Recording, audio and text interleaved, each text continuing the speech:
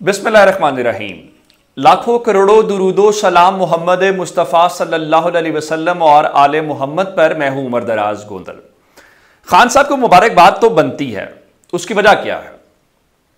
इमरान खान जो काम जमान पाक बैठ के और तरह से करते, इमरान खान ने वो काम अडयाला या अटक जेल बैठ के उससे कहीं ज्यादा बेहतर कर दिया है।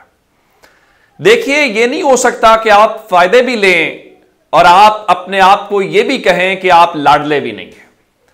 आज डॉन अखबार की एक रिपोर्ट ने असल भांडा फोड़ दिया है। एक तो आप जानते हैं कि नवाज शरीफ की वापसी जैसे हुई, इसमें कोई शक्को शुबा नहीं है कि उससे पहले यकीन दहानियां हुई, फिर यकीन दहानियों के बाद जिस तरह इस्लामाबाद हाई कोर्ट ने रिलीफ फराहम किया, वो और शुक्को शुबहात पैदा करता था। फिर लाहौर जलसे में जिस तरह से उनका सरकारी सतह के ऊपर प्रोटोकॉल उनको दिया गया, रिसीविंग हुई, वो जो कोई हाई टीवी थी पीसी होटल की तरफ से, वो अपनी जगह के ऊपर वो सारी चीजें हैं। लेकिन असल मामला इस वक्त ये है कि नवाज शरीफ अब चाहते ये हैं कि वो ताकत की छतरी तले वजीर आजम भी बने। क्योंकि देखिए, अगर आप अवाम में जाना चाहते हैं, अवाम का फैसला करवाना चाहते हैं, तो नवाज शरीफ वजीर आजम तो क्या वजीर आला पंजाब भी ना बन सके। मैं आपको इस ग्राउंड रियलिटी की बात कर रहा हूं। मुस्लिम लीग नून जो मर्जी दावे करती रहे। मिसाल के तौर के ऊपर राना सनावला फरमा रहे थे जनाब कि जनूबी पंजाब में 46 सीटें हैं, जिनमें से 35 सीटों पर हम क्लियर हैं, और उनके मुताबिक जनूबी पंजाब में हमारी पोजीशन बहुत क्लियर है। यह बात बिल्कुल ठीक होगी, लेकिन असल बात इस ग्राउंड के ऊपर यह है कि नवाज शरीफ जिस तरह से आए हैं, उनके वोटर को भी पता है वो आए नहीं हैं, वो लाए गए हैं। और नवाज शरीफ अब चाहते ये हैं कि तासुर भी ना हो, उनको कोई ये भी ना कहे कि वो डील करके गए थे, वो डील करके आए हैं, ये भी कोई ना कहे। बस जैसे नवाज शरीफ चाहते हैं सब ऐसा हो। लेकिन मसला यह है कि यह सन 2023 है और मियां नवाज शरीफ साहब जो हैं वो रोजनामा नवाए वक्त या कोई और रोजनामा के जरिए मसले का अगर हल निकालना होता तो निकल आता ये, लेकिन सोशल मीडिया का है। आज डॉन अखबार की रिपोर्ट क्या है, मैं उसका तर्जुमा आपके सामने रख देता हूं। नवाज शरीफ पीपल्स पार्टी और तहरीक इंसाफ के इस बयानिए पर खासे परेशान हैं। अपसेट का लफ्ज इस्तेमाल किया है अंग्रेजी जबान में उन्होंने। इस बयानिए पर खासे परेशान हैं कि वो यानी नवाज शरीफ मिलिट्री एस्टैब्लिशमेंट के लाडले हैं। अब डॉन अखबार के मुताबिक नवाज शरीफ का ख्याल यह है कि पीपल्स पार्टी और तहरीक इंसाफ ने यह बयानिया बनाया है कि नवाज शरीफ इस वक्त उनके लाडले हैं। और उनके मुताबिक, मैं पूरा पढ़ देता हूं, नवाज शरीफ पीपल्स पार्टी और तहरीक इंसाफ के इस बयानिए पर खासे परेशान हैं कि वो यानी नवाज शरीफ मिलिट्री एस्टैब्लिशमेंट के लाडले हैं और तमाम मुकदमात में अदालतों से क्लीन चिट मिलने के बाद इक्तदार में वापसी के लिए तैयार है। नवाज शरीफ ने 40 से ज्यादा अरकान पर मुश्तमिल नून लीग पार्टी की नई मंशूर कमेटी को हिदायत की है कि एस्टैब्लिशमेंट की पार्टी और लाडला होने का तासुर का मुकाबला करने के लिए एक नया बयानिया तैयार करें। यानी नवाज शरीफ का ख्याल यह है कि आप एस्टैब्लिशमेंट से फायदे भी लें, आप एस्टैब्लिशमेंट की छतरी तले सब आसानियां भी हासिल करें, प्रोटोकॉल भी हासिल करें, और आपके ऊपर यह टैग भी ना हो कि आप एस्टैब्लिशमेंट की मर्जी के साथ या ये सब कुछ जो हो रहा है जाहिर है कि उनकी सरप्रस्ती के साथ, तो ये हो नहीं सकता ना। आप या तो जाहिर है कि एक तरीके से आते, यानी ये किस दुनिया में होता है एक शख्स जो जेल से निकल के गया हो वो वापसी पे आए और वो जेल भी ना जाए।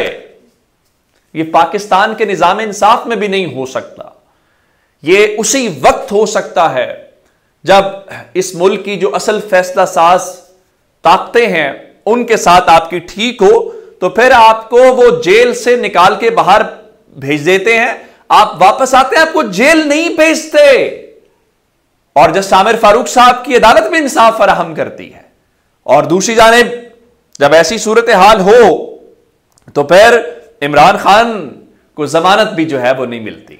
अब पीपल्स पार्टी और तहरीक इंसाफ के ऊपर इल्जाम लगाने का मसला नहीं है। मियां नवाज शरीफ का ख्याल है कि जी ये पीपल्स पार्टी या तहरीक इंसाफ का नैरेटिव है।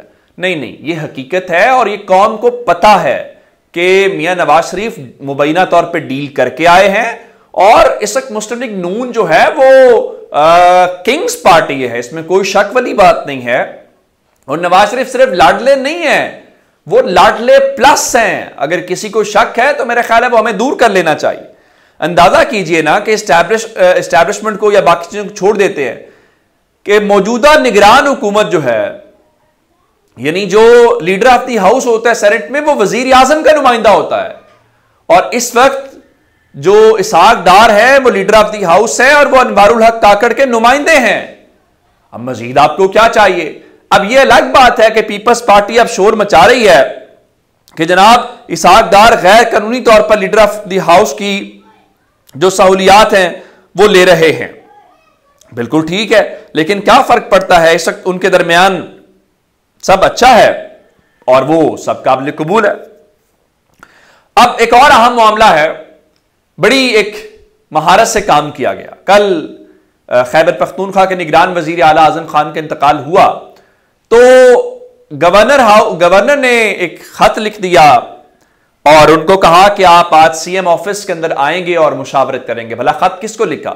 मैंने आपको कल बताया था कि आइन खामोश है कि कैसे निगरान वजीर आला का वो होगा, इंतखाब होगा, सारा कुछ इसके ऊपर पहली बार का तो लिखा गया, दूसरी बार नहीं है।